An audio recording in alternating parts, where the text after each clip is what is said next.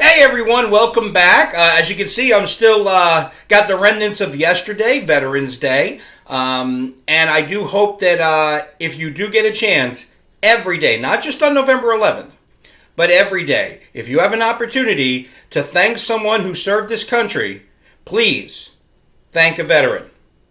Thank them. Whether it's someone who's recently come back from a deployment or a service overseas, or someone who unfortunately we've been losing them every single day. Someone who served during World War II.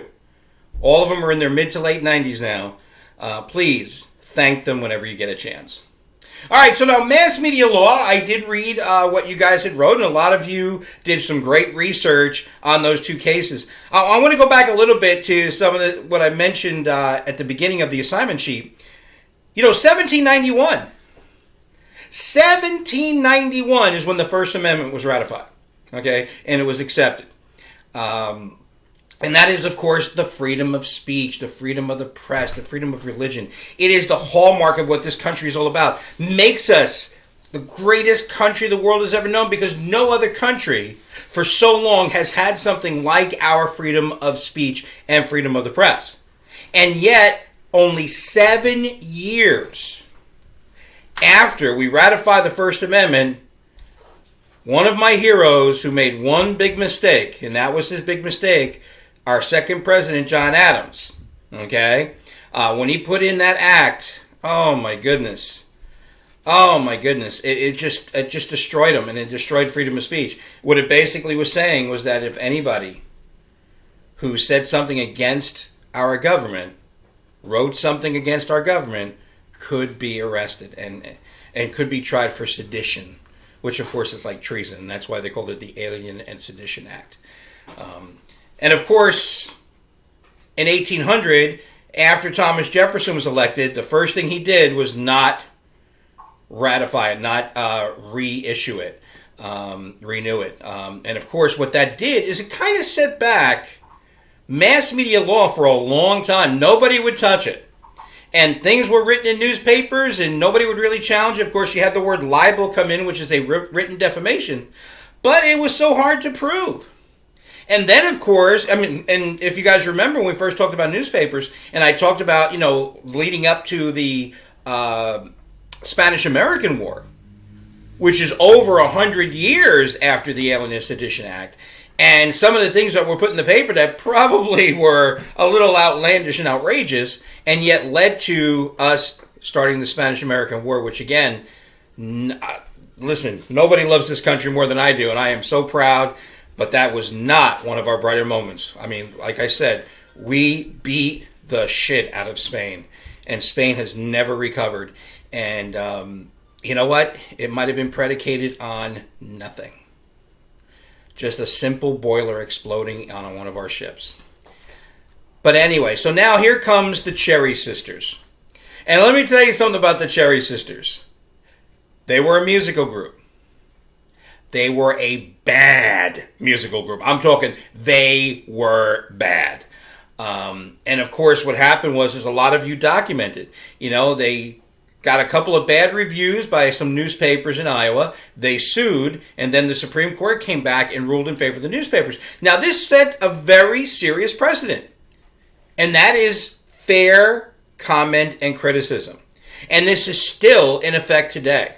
I mean, what this basically says is that if you're going to put on a performance where people are going to pay money to see your performance, you are then open to fair comment and criticism. Now, what the newspapers did was not defamation. What they were doing is they were writing about the performance of the Cherry Sisters, which again, they were horrible.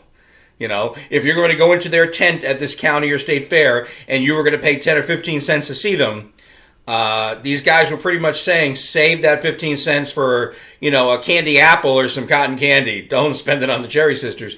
And they took that as a written defamation, as libelous, which it wasn't. Now, that is open today. I mean, I can't tell you how much money I've saved.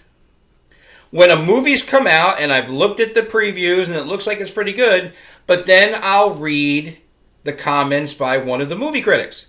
One of the more famous ones from Rolling Stone magazine is Peter Travers, or from the New York Times, Janet Maslin. and they will put in critiques. Now, let's say, for example, it's a Tom Cruise movie. They can go ahead and say, which they typically will, they'll say, oh, Tom seemed to just mail in this performance, okay? Talking about his performance. The script was a very stale script, not very well written, seemed to be rushed. That's talking about the script itself and how it was written. Now, that they can say. If they go ahead and say, Tom Cruise's performance is a little stale and his mother's a whore, well, no, that of course they can't say. That's libelous. That's a written defamation. But as long as they leave it to the performance, they're allowed to do that. And of course, that Sherry Sisters decision has meant a lot over the last 120 years. Because again, I can't tell you how much money I've saved on not going to movies or not going to plays or not going to see a performance. Or let's say, for example, you know who, and I don't want to leak this because this actually shows up in your movie next week, but even, for example, if you're a season ticket holder to the Jets, you're paying a lot of money, okay? So when the Jets don't perform very well in the field and the coaches are ripped apart for their coaching, that can be done. But if you go ahead and say something about the coach's wife or his children, no, that's a different story. So as long as it's fair comment and criticism. So yeah, that Cherry Sisters decision really does still resonate today. Now, the other thing that you guys looked up, of course, was the George Carlin case. Now, this was a real interesting case, okay?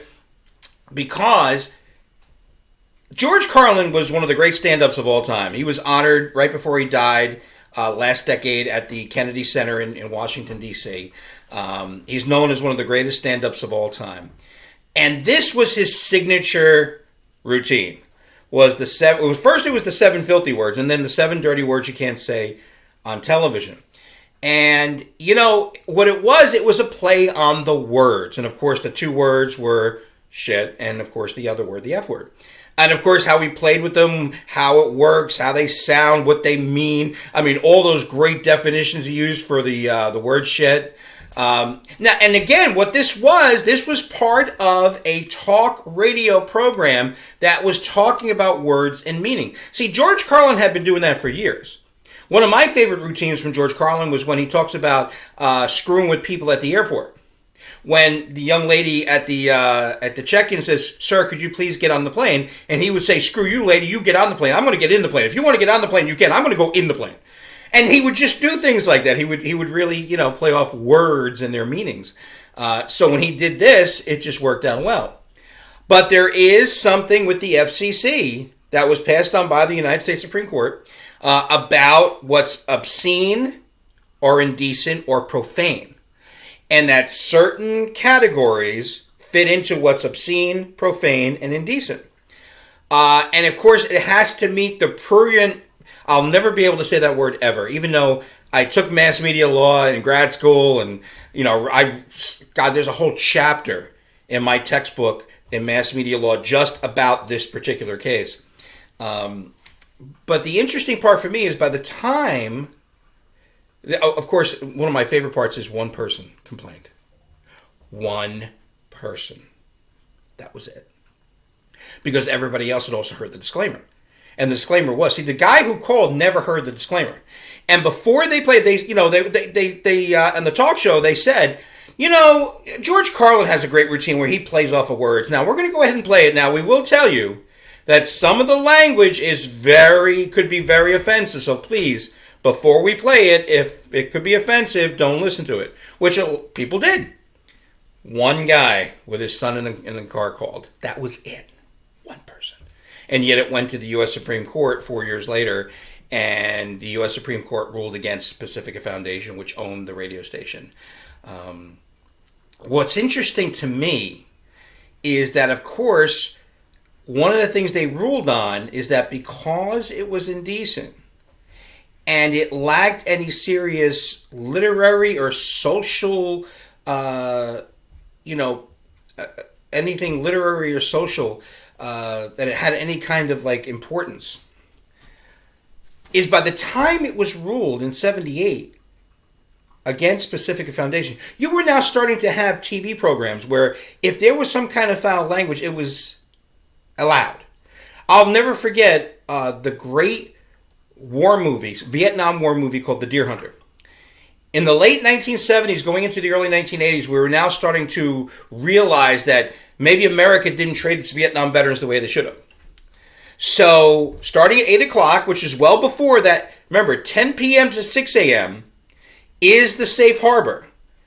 10 p.m. to 6 a.m., you can go ahead and play something that has foul language, and it won't be penalized by the FCC because children are not allowed, aren't usually watching at that time.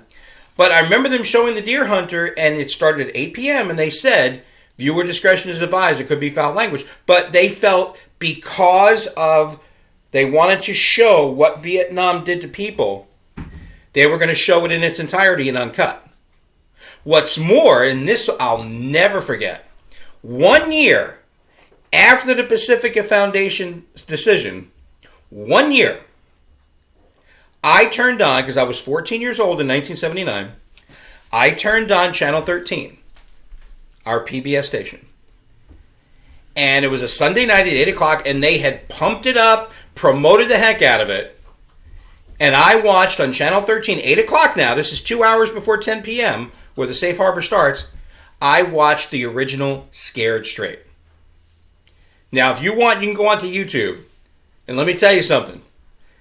No language is being held back by the Lifers group in that, as they try to scare some of these young people into, leaving the life of crime that they've started.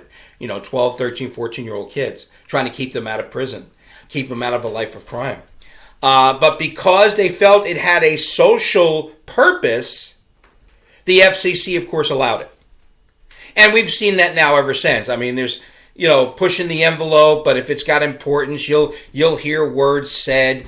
There was an episode of the great sitcom MASH in 1980 where a woman prisoner was being taken away, and Alan Alda, the star of the show, looks and says, "You son of a bitch!" And this was before 8 o'clock or before 10 o'clock, and of course they allowed it because they felt it had some kind of artistic purpose to it. Which they didn't find with the George Carlin routine, but nowadays anything pretty much goes.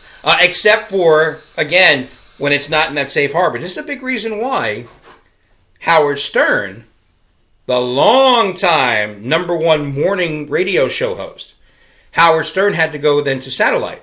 Because Howard Stern, of course, comes on at 6 a.m. Well, that's drive time. 6 a.m. to 9 a.m. is the most listened to time period in radio. Still is. And of course, his show was very raunchy, but because it came on after 6 a.m., the FCC was always fining him because they said his stuff was on during a time when children could be listening. And so he finally moved to subscription radio, which in this case was satellite radio, wasn't covered because it wasn't public. Like the public couldn't get it unless they paid for it. Like no kid could go ahead and do that, at least in their eyes. So, all right, so we're going to go ahead and move away from the law, and I want to move into ethics. Okay, what ethics is what's morally right and or correct. And when it comes to journalism, okay, you hope that journalists go ahead and stick to their ethical issues. They go ahead and report and do what's expected of them. And sometimes, unfortunately, that doesn't happen. And especially in the year 2020, and I don't want to say 2020 because this year has been crazy, but as we go into 2020, we've seen a lot of that build up to this. And a lot of the reason is one word, and that's competition. Okay? There is so much competition out there to get your attention to what you want to watch for news or how you gather news and information. So sometimes if there's a breaking story or a story that maybe favors someone who those at the journalists don't like, then maybe they don't report when they should, or they do report when they shouldn't. It's a very weird time period for ethics in journalism, because for a lot of experts, they're just not seeing journalists practice any ethics at all. I do still see some of it. I agree with some of the experts. I just see a lot of ethics not being followed. Okay? And what I want you to do is when you go into your chapter on ethics, I want you to copy down for me the 4 types of ethical issues that journalists have to face.